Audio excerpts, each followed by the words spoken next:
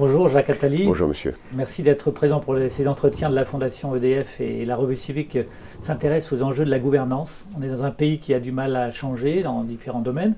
En quoi la gouvernance publique et politique devrait changer en France?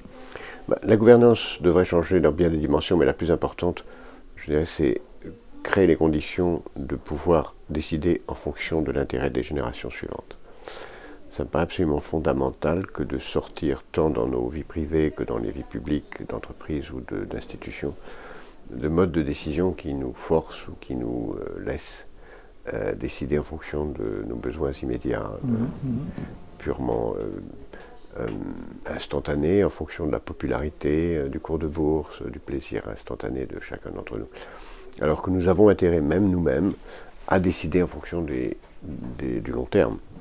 Ce n'est pas simplement se sacrifier pour les générations suivantes que de le faire, c'est notre intérêt, parce que le long terme, c'est commence demain. Par exemple, si... Mais comment faire pour ouvrir les esprits et les regards sur, non pas demain, mais après-demain? D'abord en faisant prendre conscience que nous y avons intérêt. Et que s'il y a 30 ans, les décideurs avaient pris conscience de l'intérêt de tenir compte de ceux qui vivent aujourd'hui, la France et le monde ne seraient pas dans la situation où nous sommes. S'il y a 30 ans, on avait mieux su préparer en matière d'éducation, de santé, de dette publique, de restructuration des enjeux, et si on l'avait fait de façon continue pendant 30 ans, parce que peut-être qu'on peut juste rappeler qu'il y a 30 ans, c'est un des derniers moments, 35 ans, où on a fait de grandes réformes en France, qu'on aime ou qu'on n'aime pas. Mais depuis, on est allé à volo, sans penser à long terme. Les dernières grandes réformes de ce pays ont été faites il y a 35 ans. Et aujourd'hui, si nous en sommes là aujourd'hui, c'est que personne ne s'est occupé des enjeux de l'environnement, de la dette publique, des inégalités, des quartiers en difficulté, et beaucoup d'autres sujets du monde, de la formation des chômeurs, etc. Donc, changer la gouvernance, c'est faire en sorte que les dirigeants puissent décider en fonction de l'intérêt de l'avenir.